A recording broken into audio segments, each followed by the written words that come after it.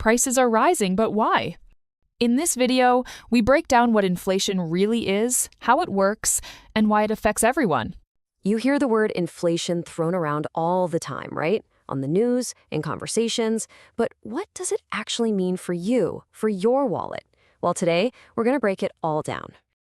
You know that feeling? You look at your bank account, and the number looks fine, but it just doesn't stretch as far as it did last year.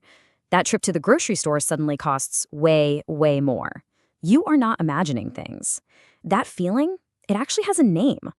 Yup, that name is inflation. Put simply, it's when your money's purchasing power goes down. It means that as the general price of everything creeps up, each and every dollar you have buys a little bit less. Your money is, in effect, losing its value over time. So let's really dig into that idea of your money shrinking, because it's super important to get what we mean when we say prices are rising. So this isn't about the price of, avocados suddenly shooting up because of a bad harvest. That's just one item. Inflation is much, much bigger than that. It's a slow, steady rise in the price of almost everything, all at once across the whole economy.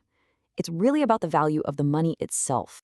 Okay, so if it's an average of everything, how on earth do economists actually measure that? I mean, they can't track the price of every single thing, right? No, they use a really clever shortcut, which brings us to this idea of a national shopping basket. To get a handle on inflation, government statisticians create something called a basket of goods and services. Just picture a massive, imaginary shopping list that's supposed to represent what a typical family buys over the course of a year. And we are not just talking about milk and bread here. This basket, as you can see, is huge. It's got hundreds of different things in it, from food and housing costs to what you pay for gas, new clothes, doctor's visits, and even movie tickets. It's basically a snapshot of what it costs to live. So here's what they do. They add up the total cost of everything in this basket, and they track that total price month after month, year after year. The change in that price over time, as a percentage, well, that's your inflation rate. You've probably heard of it. It's called the Consumer Price Index, or the CPI. All right, so we get what inflation is and we know how it's measured. But that leads us to the really big question, right? Why? What's causing all these prices to go up in the first place? Well, it usually boils down to two main things. First, you have what's called demand pull inflation. That's the classic too much money chasing too few goods.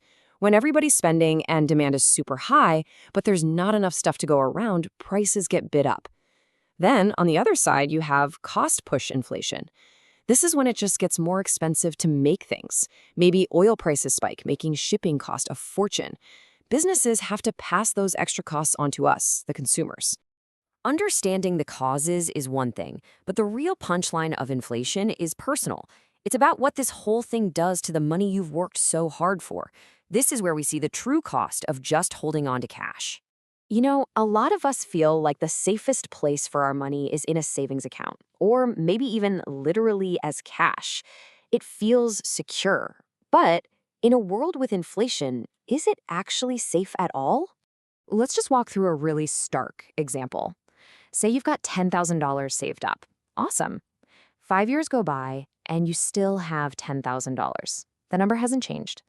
But what if over those 5 years, prices have gone up by a total of 50%?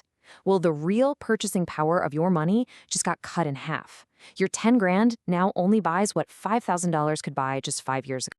Let that sink in for a second. By doing nothing, by simply breaking even and keeping your money safe, you could lose half of its actual real-world value. It's like a silent tax that just eats away at your savings. So this all leads us to the most important question of all. What does this mean for you, for your wallet? How does this big, abstract economic idea translate into what you should be thinking about every day? This slide here tells the whole story, really.